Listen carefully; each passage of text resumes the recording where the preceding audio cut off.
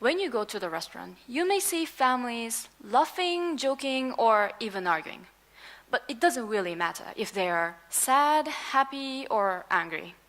At least you can see this active interaction going on between them. On the other hand, you may also see families who are totally silent, solemn, or, well, smiling to their devices. I always wonder, what is the point of getting together at one dinner table like that? If they cannot build even a daily chat, how can they build a trust, a bond between them?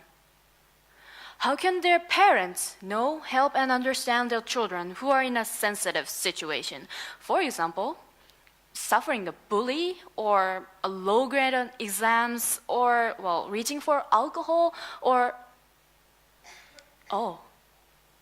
alcohol. It is a very sensitive topic for high school students and parents, I believe.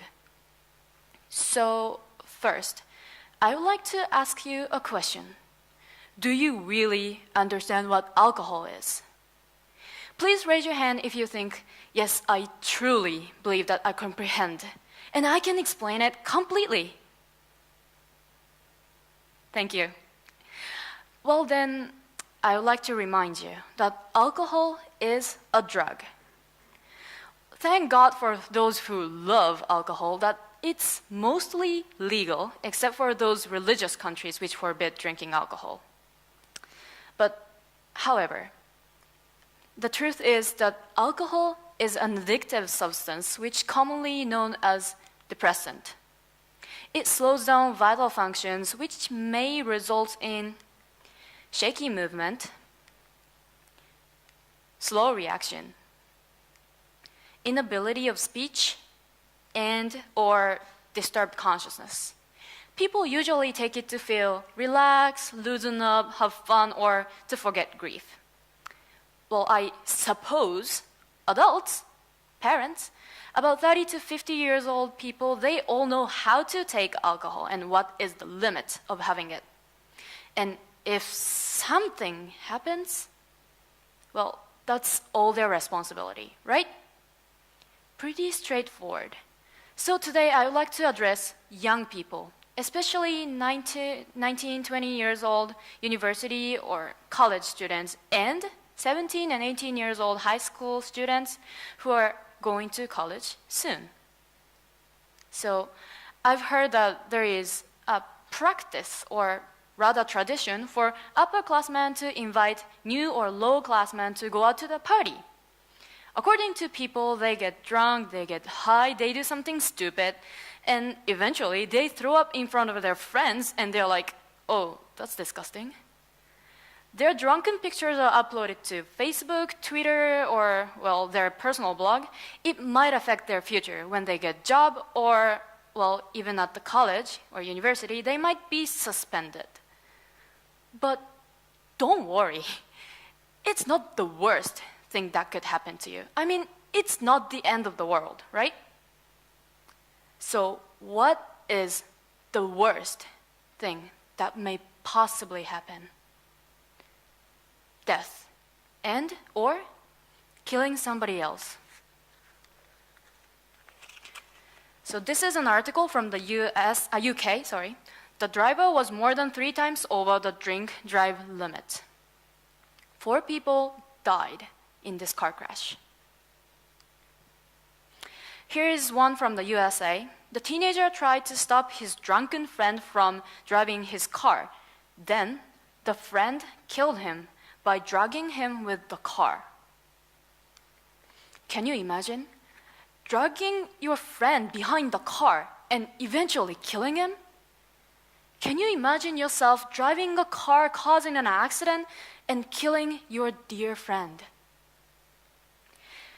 Here are some facts from drivesafely.net. 70% of all teenagers admit to drinking alcohol. Every 15 minutes, a teenager will die due to drunk driving. 60% of all teenagers' deaths from car accidents involve alcohol. 24% of teenagers reported that within the previous month, they had ridden a car with a drunken driver. Although there are just so many news reports out there, young people just don't believe that they might be the one who's on the news reports. No, I mean, it could have been them. It happens in everywhere. In the US, in England, in Indonesia, and in Japan. So, what do we do to prevent this? Education and awareness. Young people just don't understand how terminal their future is going to be by making just one minor misjudgment. How risky it is to drive after enjoying drinking. People got to teach them about the real world. So here's the real question. Whose responsibility is it to teach them? Well, I'm sure that once you hear education and teaching, you'll soon come up with school. But hey, there's another place where you can learn since you're born. Well, people there don't really have teaching credentials, but they have always been the teachers of the life. Home. All children can learn from their parents. Teenagers are just teenagers who have just tons of stuff to learn from others. We are amateurs. We still need your help and lessons. Well, do you think it's a Japanese way to perceive teenagers as kids under parental care? I don't think so. Honestly, I believe that whatever your age is, you are always protected by your parents. So, as a first step, brainwash your children. In a good way. All parents can teach their children that alcohol is bad since they are small. Well, in my case, I've been taught that alcohol is not good at all. So it's already rooted. It's already embedded in my head.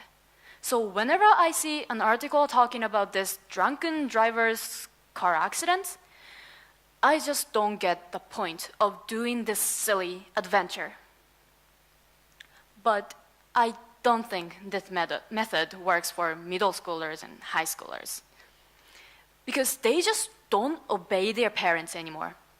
They just take the opposite action of what their parents expect of them.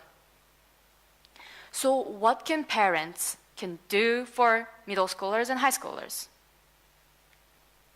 Chat, conversation. Direct face-to-face interaction should frequently happen within a family. It doesn't have to be a difficult task at the first, for example, like alcohol. Just ask them how school was today, if they're enjoying school or not. Any funny stories about their friends? Just anything. It slowly builds up a bond and a trust between you and your children.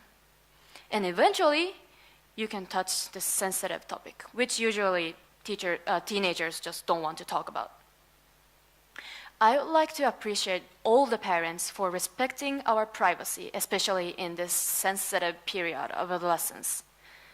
But please do remember that we still need your help and support directly, because this is not my parents. It's not my mother, nor my father. Please take a step forward to save our life, to save our friends, and save our future. Thank you.